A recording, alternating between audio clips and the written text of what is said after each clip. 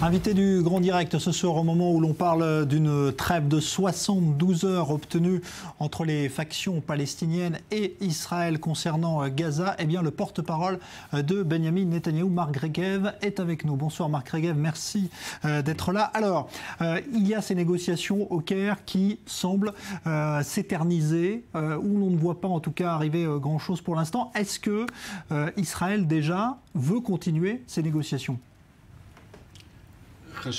C'est très important de comprendre que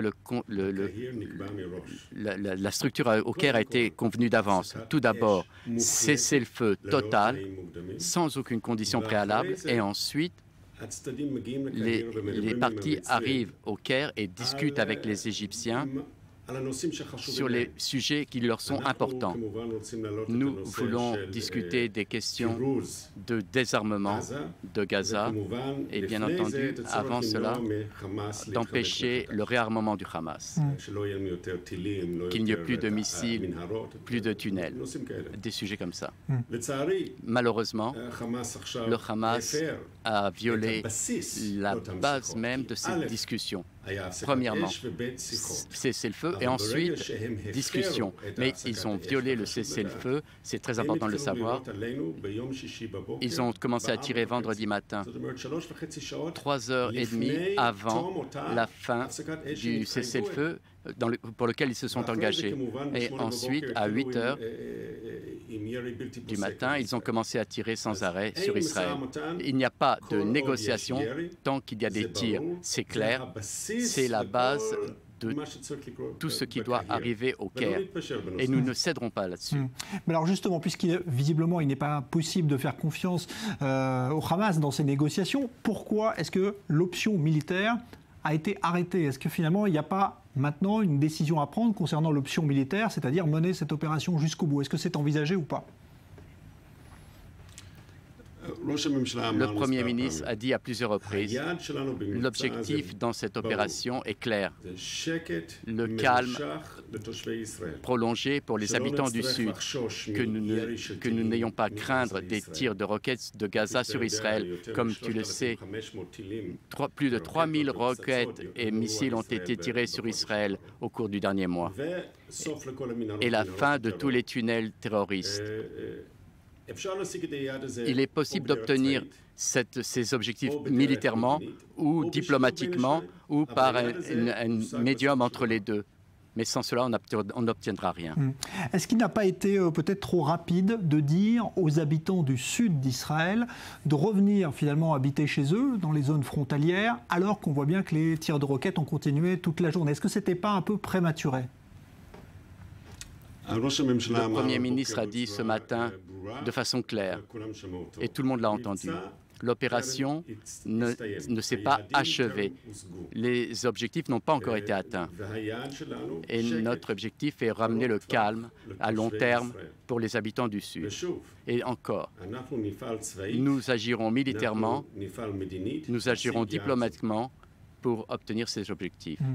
Alors imaginons que des négociations puissent continuer finalement et qu'il y ait enfin une trêve, une vraie trêve respectée par le Hamas. Est-ce que Israël va rentrer dans le détail des négociations? Parce qu'il y a des demandes quand même de la part du Hamas ou des Palestiniens, comme la construction d'un port, d'un aéroport. Est-ce que tout cela, vous êtes prêt à l'envisager aujourd'hui? Le Hamas a des exigences de là jusqu'à Vladivostok. L'exigence du Hamas, c'est la fin de l'existence d'Israël. Sa charte est claire là-dessus.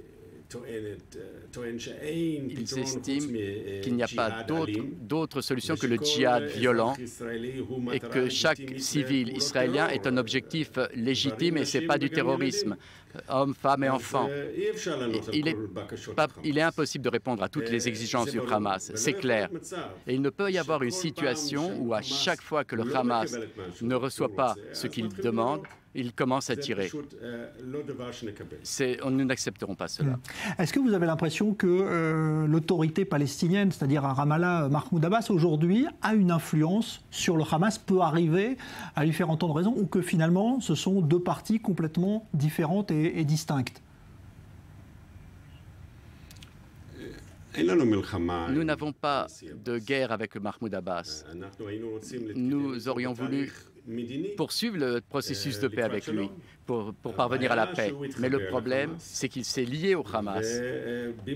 Et au lieu de dénoncer le Hamas, il a fait avec eux une coalition. Et dommage. Nous voulons progresser dans la paix avec les Palestiniens. Le Premier ministre Benjamin Netanyahou a présenté cela de façon très claire. 2 États pour 2 peuples. Un État palestinien désarmé qui reconnaît l'État juif.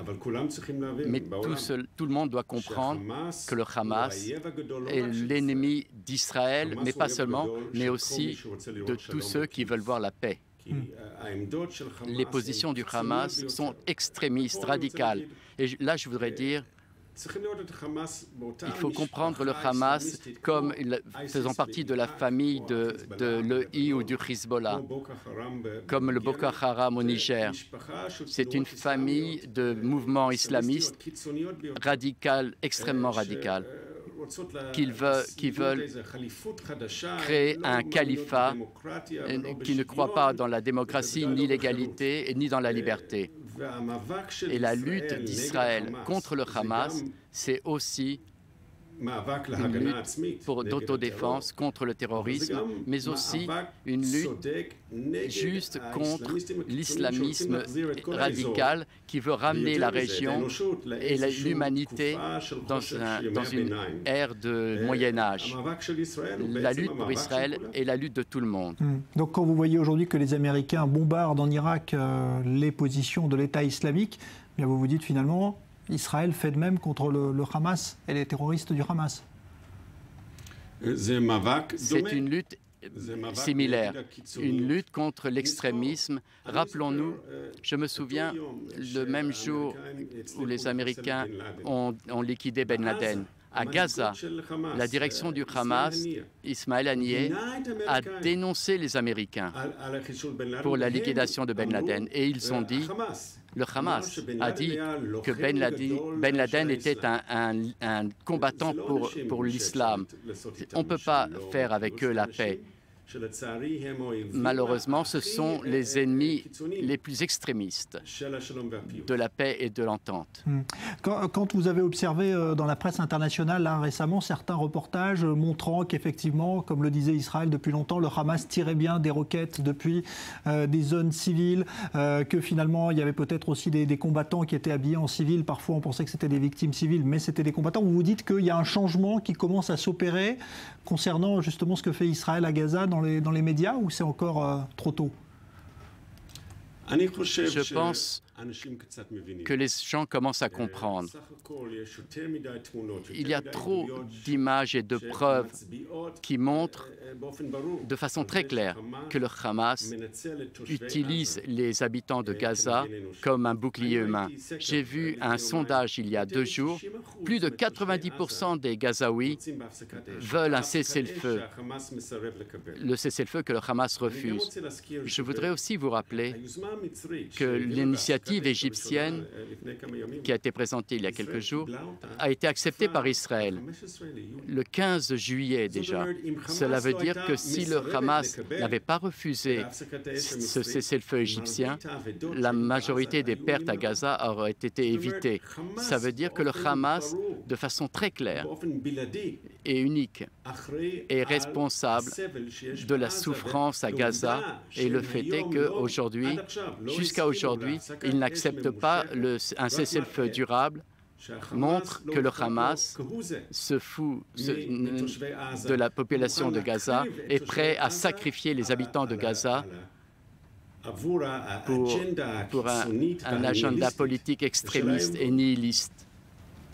Merci beaucoup Marc Regev. Je rappelle donc que vous êtes le porte-parole du Premier ministre israélien Benjamin Netanyahou. Vous étiez l'invité du Grand Direct. On a bien compris donc que l'opération bordure protectrice n'est pas terminée au moment où l'on se parle et qu'on est toujours en train de négocier soit une trêve, soit donc la poursuite des discussions qui ont lieu au Caire. Merci Marc Regev d'avoir été notre invité. Bonne soirée.